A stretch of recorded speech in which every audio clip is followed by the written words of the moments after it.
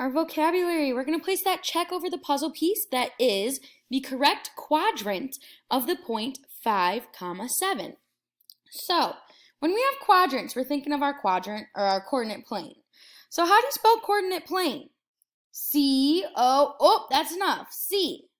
So when we think of quadrants, think of the letter C for a coordinate plane. You start in quadrant 1. That is going to be the top right corner. So quadrant 1, that's our start of our C. How do you write a C? Well, we go back. So quadrant 2, quadrant 3, and we end in quadrant 4. Look at that.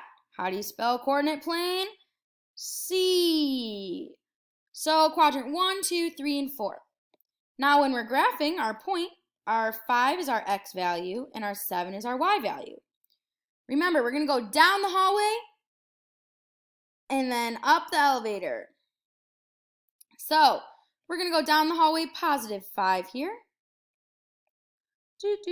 Positive 5.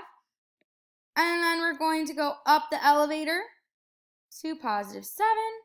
Whoop, whoop. Why is it not working? 5 and then up to 7. So it'll be in which quadrant? It'll be in that first quadrant.